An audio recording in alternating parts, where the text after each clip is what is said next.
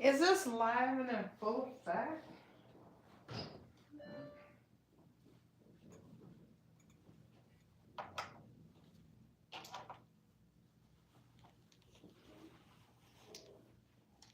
Ew. Anyway,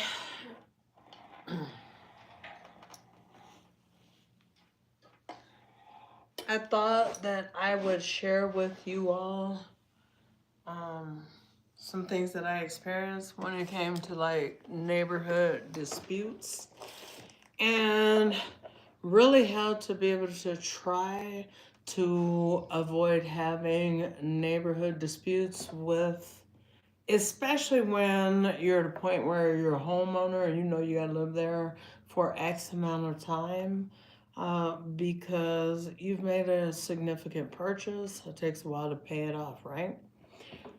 So I had a few years ago, I had told this story about what happened to me in a situation where it was a neighborhood dispute.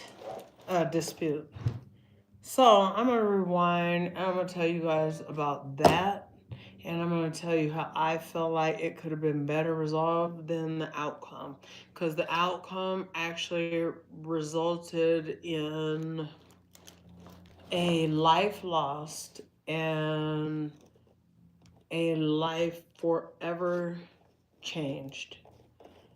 Um, what happened back in 1996? Well, I was much younger than I am now, because it's in the 90s. I was about 21 years old, I believe. And so what ended up going on was that there was this neighbor who lived only two doors up from us. My parents owned the home, and so it wasn't a matter of, okay, well, let's just move away. You know, it was more like, this is our home. And I'm sure the family of the neighbor felt like, well, this is my home, and I'm not moving away. The neighbor, though, it used to be a decent relationship between my family and the neighbor's family until my dad passed away. When my dad passed away, the neighbors started taking on and rest the neighbor's soul, because the neighbor didn't make it in the situation that happened between us. But what ended up happening was the neighbor, he started doing a little picking stuff.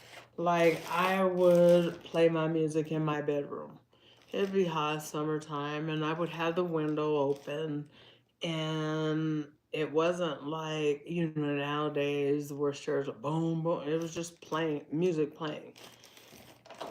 Because that's what I enjoyed, and it was my house, and I thought it was okay to be in your own house. Shut up.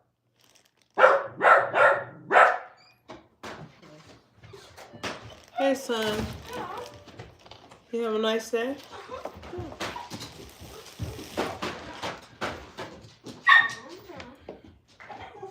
So I just, you know, I didn't feel like I was bothering anyone. I didn't feel like I was bothering your neighbor. Thank you, baby. I just was young, you know. My dad passed when I was 15 years old, but I wasn't like an out of control child, running rampant and things like that. But I remember when I was playing my music one day, the neighbor, he came down to my house, and this was months before the bad incident happened. What went on was months before that, he started that little bully way and stuff about himself. And basically, you know, rest his soul, but he was the neighborhood bully. So what ended up happening was this one day he came over there and he was pounding my door like this. Like, you know, why would you knock on somebody's door like that? I mean, is everything okay? I was the police, you know, you never know. I don't know. I don't understand why you're doing that. And, you know, he cussed at me through my mom's or our screen door at the house. And he just started going off. I didn't say nothing because I didn't want no problems. He's a man. I'm a 15-year-old girl. So anyway, that was just one of the incidents. Then after that incident, it would just be anything to pick, you know, just kind of like keep picking and a complaint.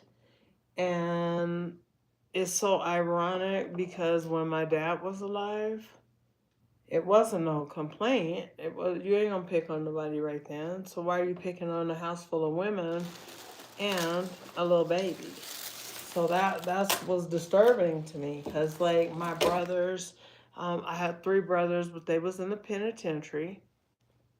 But needless to say, so that was no help. So it left me to be the protector of my home. So life goes by, and then it comes an incident where there was a girl at my house, a friend, and she was visiting my house, but she had one of her friends come and pick her up. When she had one of her friends come to pick her up, what ended up happening was her friend took off, you know, after picking her up, and she ran into the same neighbor, the back of his car. Well, I pissed him off, you know, and it would make me mad if that happened to me as well. But, you know, it was like it was really causing things to escalate. And I was extremely apologetic. The girl was. She had insurance. You know, his car was fixed by way of her insurance, which it should have been. And that was that. And so then it just continued to escalate little things. So the gentleman, like I say again and again, I want you guys to understand, I live with, you know, my own regrets about what ended up really transpiring. So I had been like just trying to really ignore most of what was going on and what was said, and me and my mom, because you know it's like we don't want no trouble. You know, we own this house. How you just pack up? You know. So it was like, yeah, let's just leave that alone, keep it moving. And so then, you know, after that, he got to the point where he started doing just certain things, you know, out of meanness. Um, One of the biggest things that he would always do is he was a heavy drinker, come to find out later on in when it escalated, and we get there. We're going to get there, guys. But when it escalated, it was too late.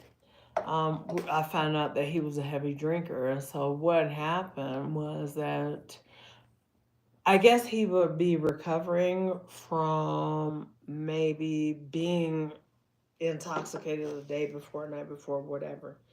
And so his kids, and he had a bunch of kids, I think he had maybe four.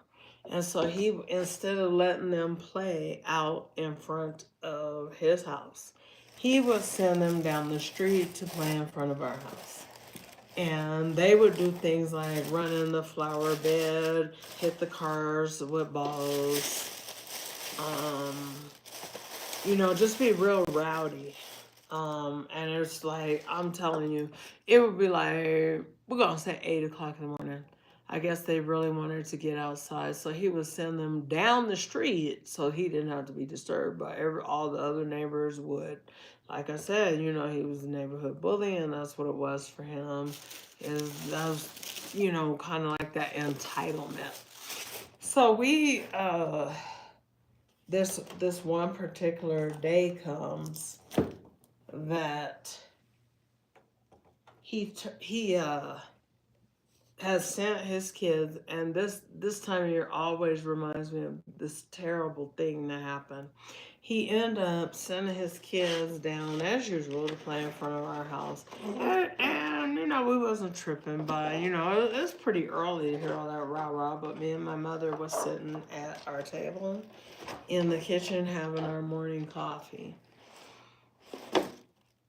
And so as we were sitting there having our coffee, we just heard something like bam on the window. And we didn't know if somebody busted out the window. We just kind of really didn't know what to think or what had happened.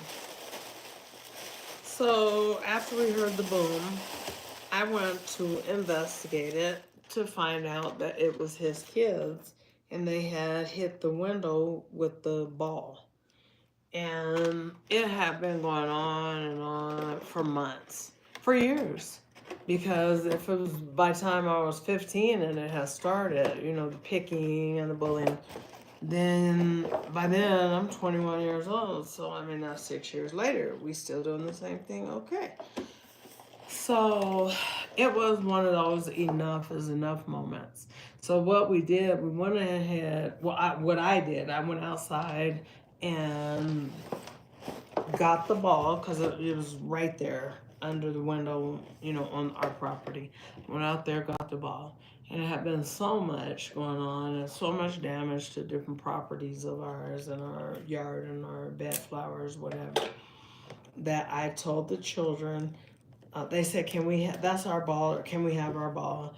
I said, yes, you can have your ball, but you have to have your dad come and get the ball. I said, because I have to talk to him before we give back the ball.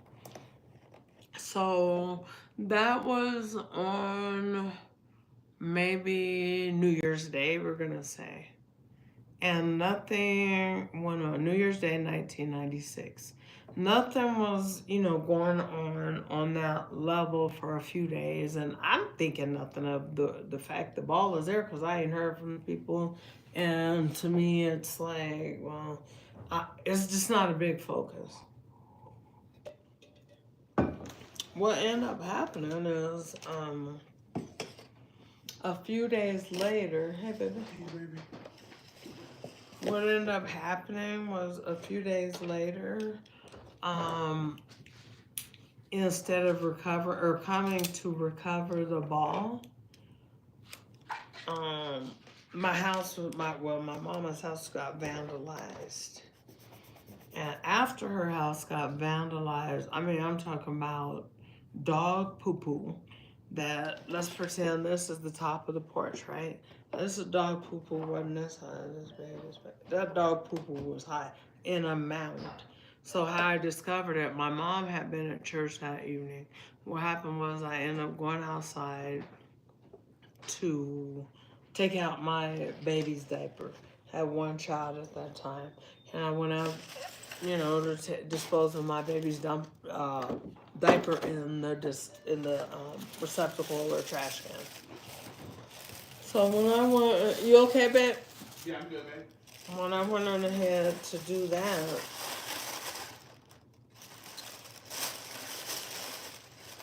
I found all this dog crap in the yard, right? Now, I didn't react right because what I did, I knew it was him, and it was a sure thing. I guarantee it was the neighbor. And we found out later on that it was him. I have problems with nobody else in the neighborhood, and it was what it was. You know, a nice working class neighborhood, blah, blah, blah. So, I went back in the house immediately, picked up the phone to call the police because I thought that was the best route to go, just make a police report and go from there. But what ended up happening is the pettiness of like thinking about, this is my mom's house. You know, vandalize my mom's house because I was the protector of the house because all my brothers was in the penitentiary. My dad was deceased. And so that was one of the ways that I made a huge mistake, was by not just finishing up that call to the police department. I felt that if I was to call the police department, they really wasn't gonna do anything. You know, it was just like that. Police don't like paperwork. Excuse me. Police They don't. They don't like to do paperwork. They be lazy. And the reason why I knew the police weren't going to do anything is because I had an ex-boyfriend that busted out my windshield in front of one of my friends, in front of them. You know, so you have a witness and everything. But at the end of the day, the police don't do nothing. You know what I mean? I think they gave him a ticket or said it was the witness word against his, and he said he didn't do it. And I kept it moving. So I felt like, you know, I'm not calling the police again. So I hung up the phone. What I ended up doing was I went on ahead and got a shovel and I scooped up every piece of that nasty dog doo-doo. And I literally walked every shovel up to the neighbor's house and just spread it wildly through his yard. And I'm not gonna lie about it. And it came out in trial that I did it. I never lied and said I didn't, or I wasn't the one, because I knew it was from him. So I was just returning it. I thought I was returning a favor. But what I had done is I had really escalated instead of de-escalated. So I went on ahead, and after I was done, I went back in my house. My mom was still at church. She arrived home from church. When my mom arrived home from church, I wasn't going to tell her what happened and even his part, the vandalism, because I was like, well, it's over. Okay, he vandalized us. I returned the dog doo-doo that I don't even know who collect doo-doo like that. But anyway, I guess that's what happened. That's what they did. And so I went on ahead and told my mom the truth. And the truth of the matter was that I was wrong and I should not have vandalized the neighbor's home. Well, my mom got on me because my mom was one of those type of people, like, if you were wrong, then, I mean, you just were. But if you wasn't in the wrong, and both my parents was like that, they gonna defend you with their dying breath. But if you're in the wrong, they gonna punish you. And you gonna be in a lot of trouble. So then, about, I'm gonna say a half hour later after my mom gets home from church, all you hear is beating at the door. Just bam, bam. I mean, I swore. Now, this time I knew somebody was coming through the door, right? And it frightened me, but I don't remember initially going to retrieve any type of protection, like any weapon, put it like that. I don't remember, just that was the immediate thought and that's the first thing I'm gonna do. That's not what happened. What happened is that I went to the front of the house to one of the rooms and I looked down. And when I looked down, it was him just kicking in the door, kicking in the door. And I did use some profanity. I was like, you know, get the F off the property. You know what I mean? You need to leave. You need to sleep off the liquor. Whatever the problem is, you started it. You know, whatever. And then, you know, he was real aggressive, so he was threatening death on me and my mom. And then he was calling my son all out his name. In the meantime, my son was this big, a baby. But I was like, okay, this, you know what, we're gonna let this go. Because this is ignorant stuff. Boom, boom, pow. So it kept up, and it just kept going on and on. The beating of the door and him trying to break in the house and what. And so I was scared, I remember, to leave from that front window, because if I left that front window, I wouldn't be able to keep an eye on him to see what he was going to do. But he kept on escalating, and we kept calling the police, and, you know, the police ain't coming. It's just sad thinking about it. And the police wasn't coming. And so they probably took 10 minutes. 10 minutes is a long time when you going through some problems and different things like that. It's a real long time. It feels like 10 hours. So after that, I went on ahead. I left the window real quick, and I went and got protection that I use to protect my home. And I'm not gonna say the word, but it's something that's like a strap is the most appropriate word that I would say. So I went and got my little strap, came back to the window, continued to beg him to leave my house, get off my property, stop kicking in my door. It's over with. The police have been called. I'm just begging him.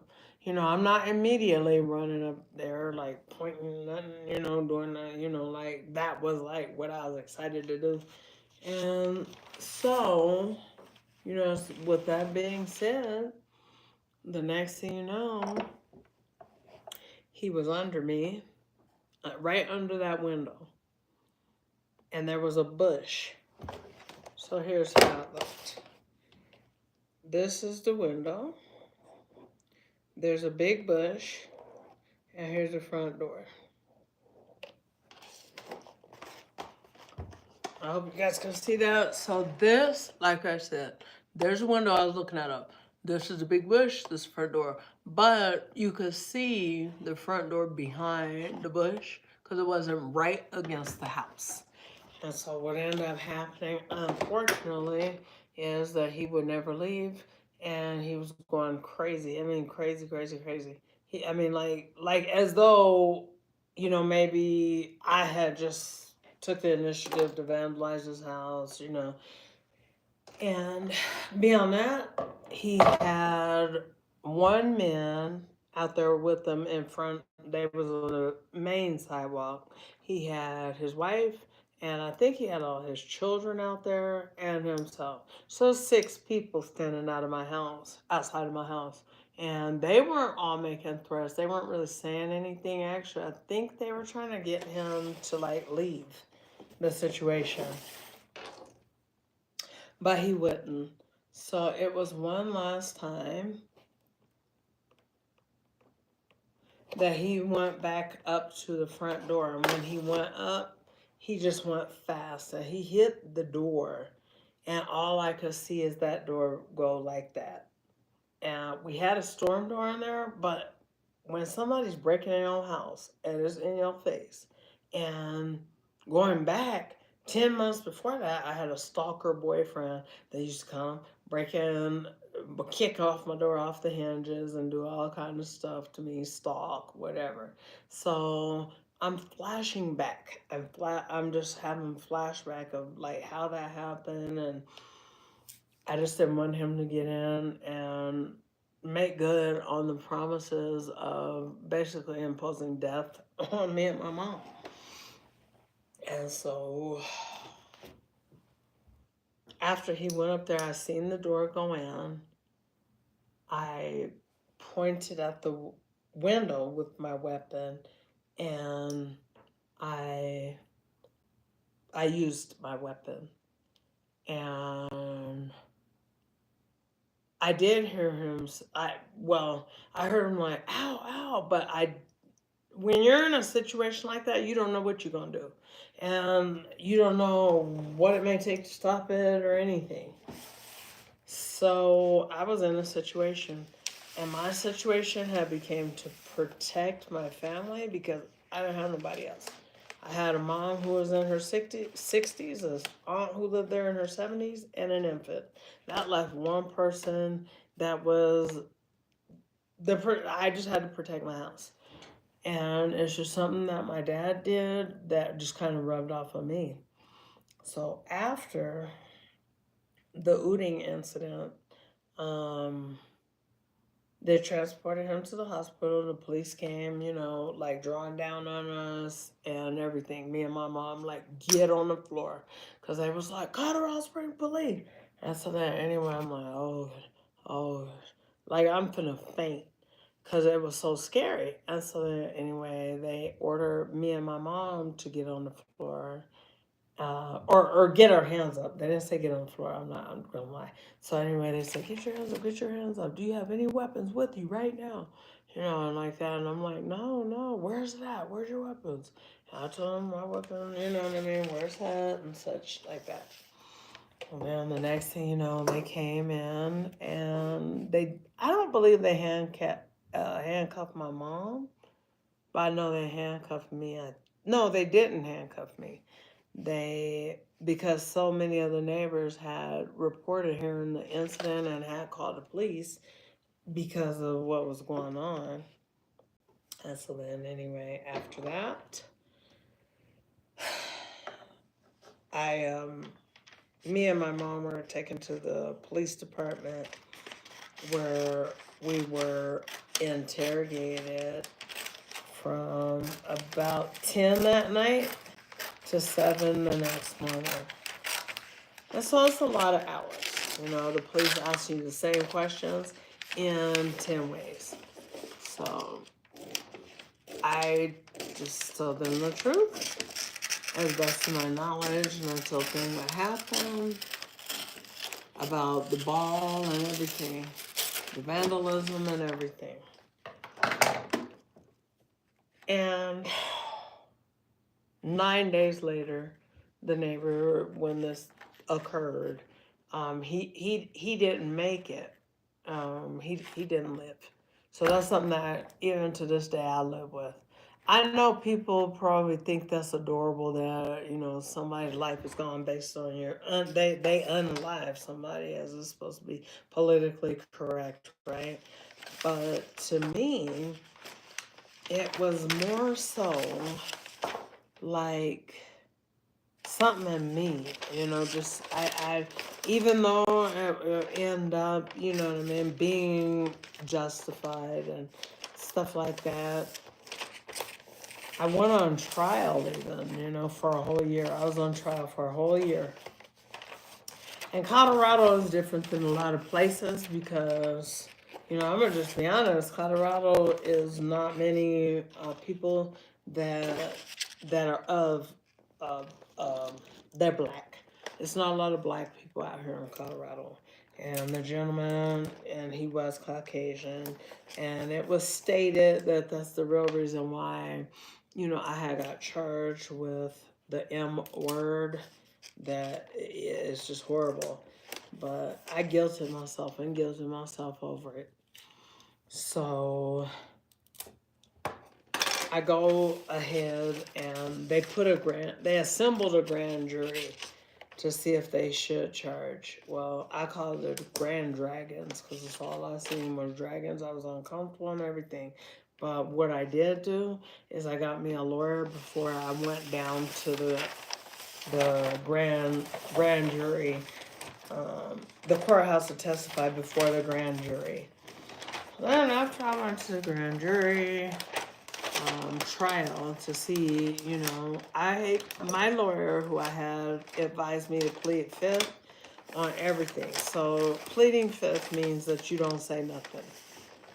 You don't open your mouth and start that yappity yipping and anything of that nature. And the reason why is because whatever you say is held against you. And it just is. So that's what I did. I pled. I mean, not pled, but yeah, I pled the fifth. And so, just kind of moving on, I got indicted on Valentine's Day. So this all happened on January 3rd, and then we went to Grand Dragon, and then I got indicted on January 3rd of that year. And when I got indicted, you know, of course, you gotta go turn yourself in, but the police always believed in me because I did tell them the truth to the very best, very, very best of my knowledge and everything. I was just honest. I didn't ask that my lawyer come in or anything because I felt like, you know what, I just want this person to be okay. And this is when it first happened that night, January 3rd. And like I said, he passed 9 days later. And only thing I could think of is this man okay? Did he live? Did he live? Did he live? Did he live? You know, and they said, you know, he was seriously wounded and such, right? So what ended up happening was that after he passed away, I got the indictment, and I didn't know how to cope because it was not something that I was proud of, even though it wasn't something that I initiated. I still played a role in it by turning around and vandalizing his house.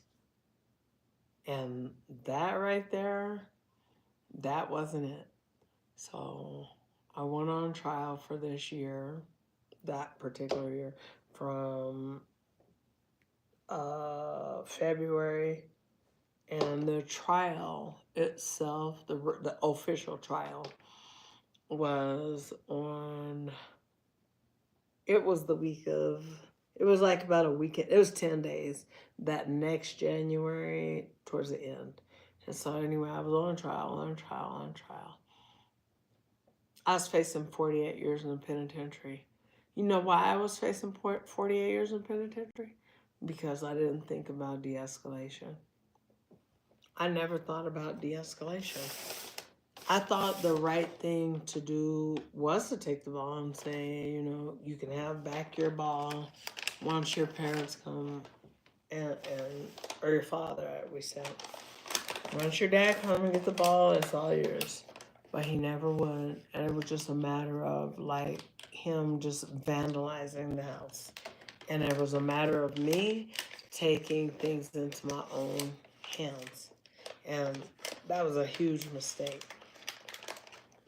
So obviously I was acquitted, because if I was not acquitted for the unaliving charge, then I've been in the penitentiary, sitting up in there right now with 18 more years to go. That's where I would be. And I don't feel lucky, you know, or anything like that. I was blessed. I was blessed with the law. They could see what it really was, you know, and I feel like they did the right thing. The reason why I feel like the law did the right thing is because of the fact is that it didn't have to happen. And the neighbor, it was so much that came out, you know, about him. And then the police, I had all of their support. Usually the DA and the police, they stick together like best friends, like white on rice, like whatever. But the police believed my story, and the prosecution, they wanted to hang me, of course, you know what I mean? So, moving on. The reason for that backstory is because that is a very serious thing. It is very serious for some situation to escalate into a situation where somebody loses their life. They ain't got no life now. And your life, you know what I mean, it has changed. Now, when that trial was going on, did I face a lot of harassment and get called all kind of black monkey and whatever? You know, yeah, that happened. You know, they were doing it on the phone and stuff.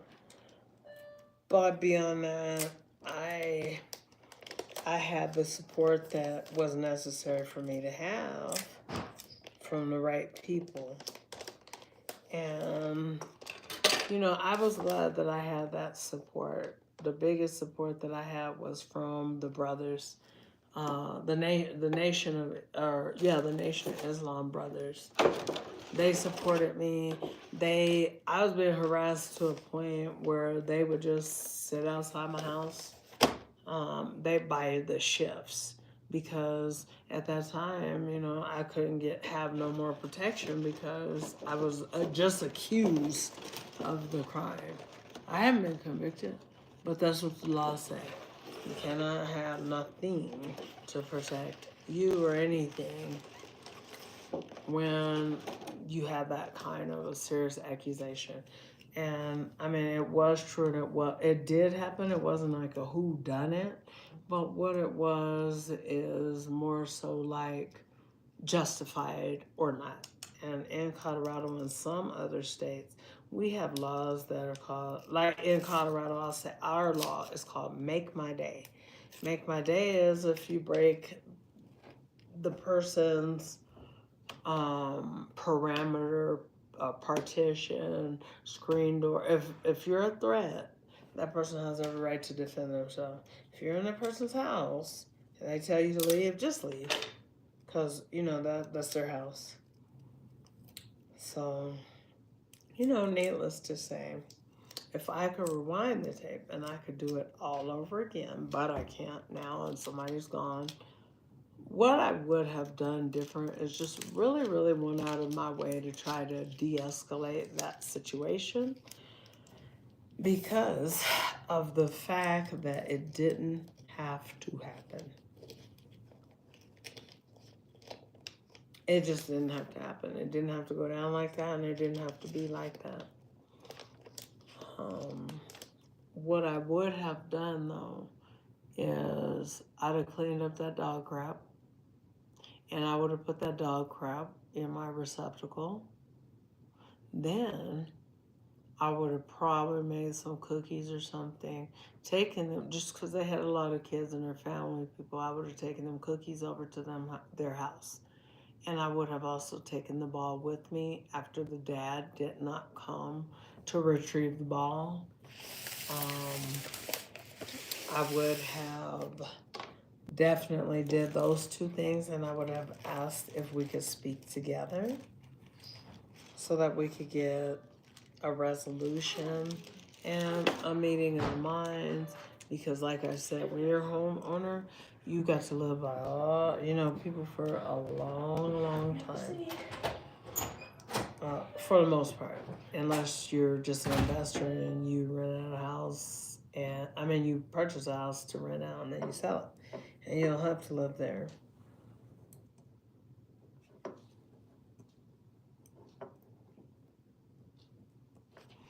And so, it's been a rough road because, this is 20 years ago. No, it's better than 20. It's 29 years ago that this happened, but it still affect me. It affects me in a way like, I could have actually went about it like this. I could have actually done that, and so now that I am older and I understand, I feel like I could tell you guys, having neighborhood disputes is just not something that is worth having.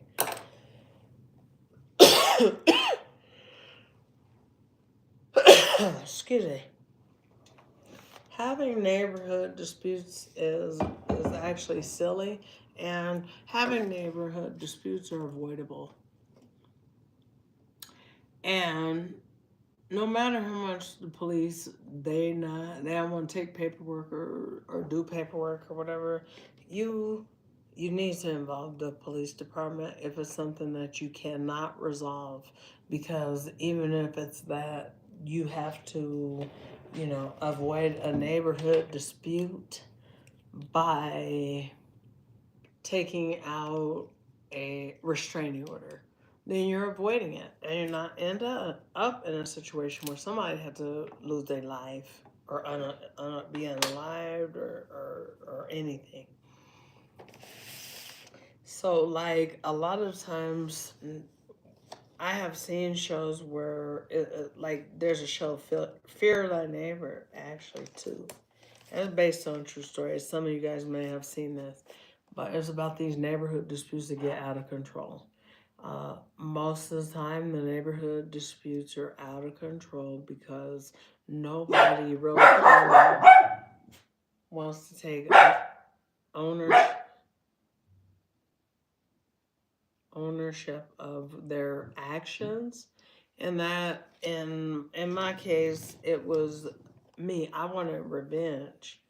I didn't, I'm 21 years old, and that's what I wanted. I did not want to talk through anything, and I didn't have the trust in the police department that I wish I would have, to be able to call them and just say, file a report, please, or beg them to file one, or whatever. I don't know. But I would always involve the police department. And believe me, that's not like, we'll use a snitch to involve the police department. That's doing the right thing, because then if anything weird escalates, then it's like the police are at least aware, and maybe they could respond faster or something like that, because they know, this has been going on with your situation and with your neighbor. But another thing that you could do is, like I said, you can approach the neighbor in the most friendly way that you can approach the neighbor. Like, say, for instance, if it's a matter of parking, because a lot of time that's a big deal for neighbors. So if the neighbors are parking all in front of your house, or they leave a parked car that's broke down, and or you're right in front of your house, you have to consider the fact, one, that ain't your property. Two, um, you can anonymously report that there is a broken down car, and then it could be handled that way. Or three, you can approach your neighbor, but if you go trying to approach your neighbor, then it's probably good to approach them with a mindset of peace, and that you're going to make peace with them. Because what you don't want to ever do is going hot, going aggressive, going nothing like that. Now, after the neighbor had vandalized the house with dog crap, right? Would that have been a good time to go and start knocking on this door talking about, you vandalized my house and you put on a dog doodle and I know it was you? Probably not. It just wasn't the right time. And people say all the time, it's not what you say, it's how you say it. But, we may not consider timing. It's the timing too. And obviously, anybody who would vandalize your house on the level that mine was vandalized, it ain't the time. That person was that mad.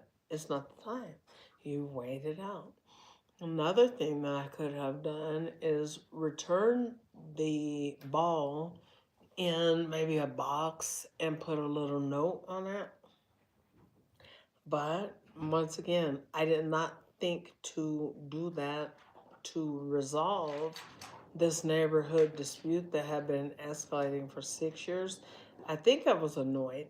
And I think before it ever happened, I think I was annoyed. But I was scared that evening.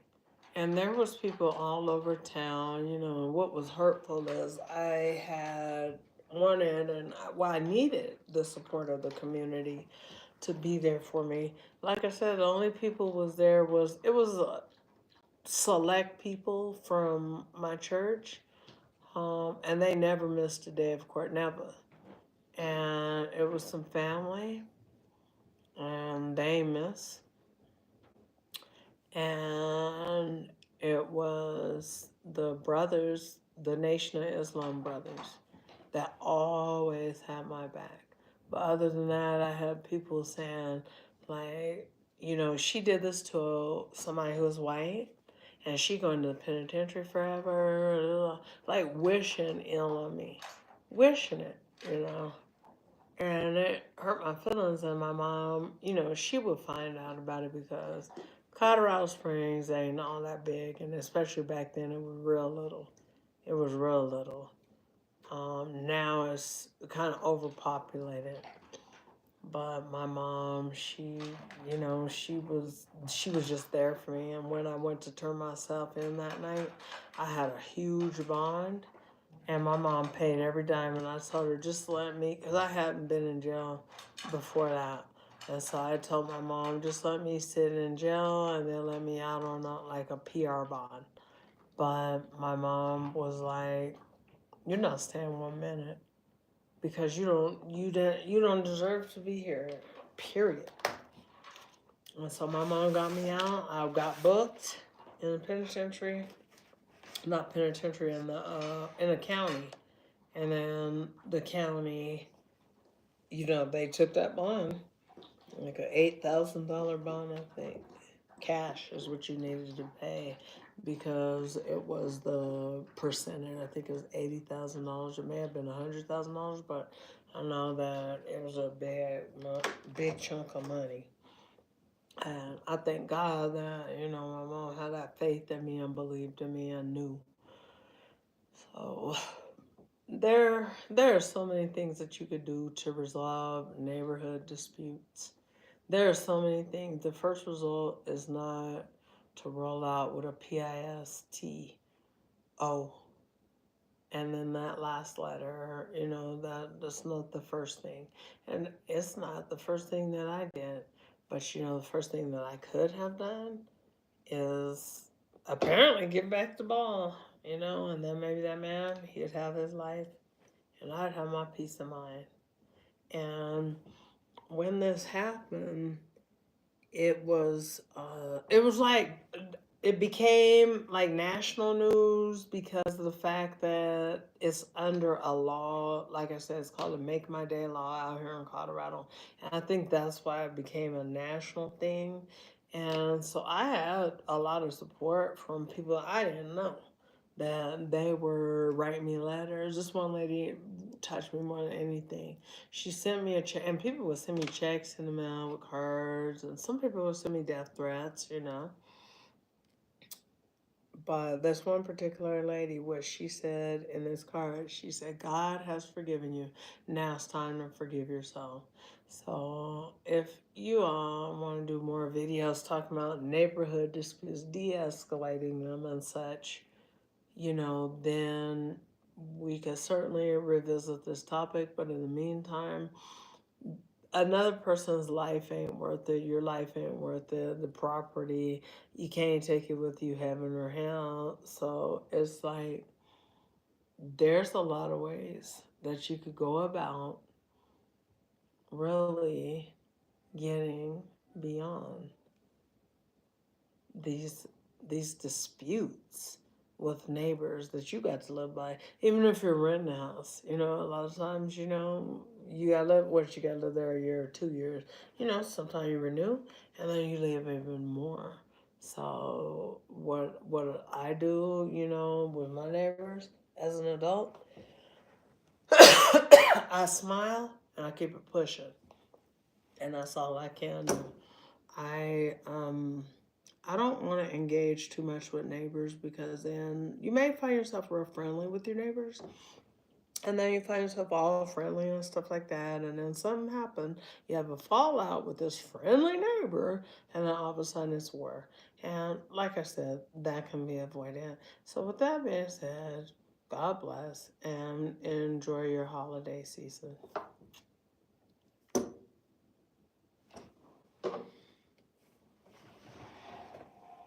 And y'all, I'm about to show you guys. I don't know, some people know I had a mini tummy tuck. It's called a paniculectomy. I mean, it's tucking. It's really given, but it's very important to wear your waist trainer. Sorry, as I stood up to turn this off and I thought about showing you.